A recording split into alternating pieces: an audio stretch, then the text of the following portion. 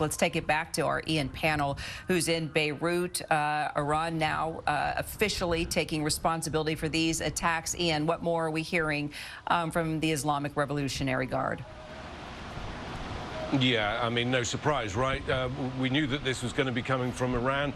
We had some questions, I think, for a number of days, especially after the assassination of Nasrallah, whether or not Iran would respond or whether it was afraid of the consequences. Well, they've certainly made their response very loud and clear. The Iranian Revolutionary Guard Corps issuing a statement, as you say, saying that they were the ones who carried out this attack. They say that they targeted security and military targets. Also, the Iranian mission to the United Nations also issuing a statement saying that the attacks are a legal, rational and a legitimate response to Israel's attacks. And when they say Israel's attacks, they obviously mean Israel's attacks on its allies, the proxies, Hezbollah here, Hamas elsewhere, also the Houthis in Yemen. So there was some sense that this was coming.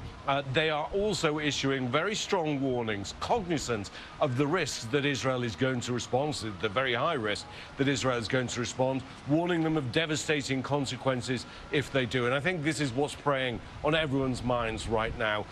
As Matt said, we don't know if there's another wave coming. Some of the statements seem to suggest that maybe that was the response, but we'll just have to wait and see, and the Israeli authorities will update us on that. But Daniel Hagari, the IDF spokesman, essentially saying that for now all things are clear for Israelis to go back out onto the streets. But yes, there are real concerns that, if there is another wave, then there's a response, then there's a further retaliation, and every time this gets ratcheted up. Just to echo what Steve was talking about a minute ago, the United States, the Pentagon, has said that the US was involved in intercepting some of those Iranian missiles. So yes, defending Israel, but again, I think getting involved in anything larger than that, I think that's probably unthinkable at the moment. Israel has already laid out a broad spectrum of potential responses, from cyber attacks to physical attacks to maybe targeting specific individuals. They've been ready for this for a long time.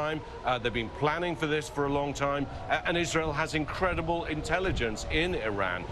Logistically, it's very difficult, as Steve said, because it is so far away. It's not like launching attacks here in Lebanon and in Beirut or just across the border. That's very close and much easier for Israel to do. You need a lot of assets to kind of travel further and strike further. But nevertheless, they obviously feel that they do have a plan in place. I think there's absolutely no pressure on Israel. They can choose when they want to respond. Remember, we had that curious statement from Benjamin Netanyahu in this video address to the Iranian people just yesterday, where he talked about that they would be free sooner than they expected.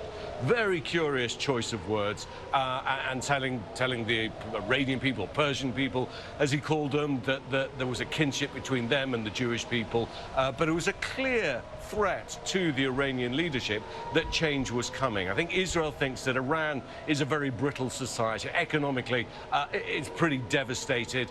Politically, any challenge to the regime, whether it's come from women protesting or it's come from more other kind of political parties, has been crushed by the regime.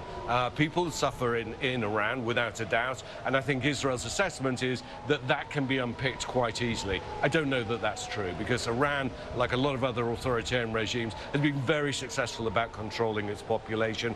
But if Israel goes after its economic assets, if it goes after its key leadership, if it disrupts the ability to conduct command and control, as it did with Hezbollah here, it was astonishing how quickly you could see an organization that looked almost unassailable unravel just in a matter of weeks. They had astonishing intelligence here.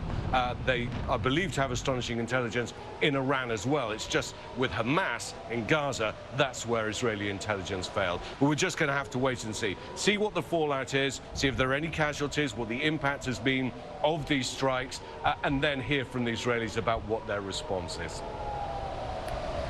Ian, thank you. And the IDF spokesman, Daniel Hagari, just saying moments ago, there have been many interceptions, some impacts in central Israel and other areas. There will be consequences, and we have a plan. That's coming from the chief spokesperson for the IDF, Daniel Hagari. As Ian was saying, Israel definitely has a chance on how to respond to Iran's attacks, but everyday families cannot.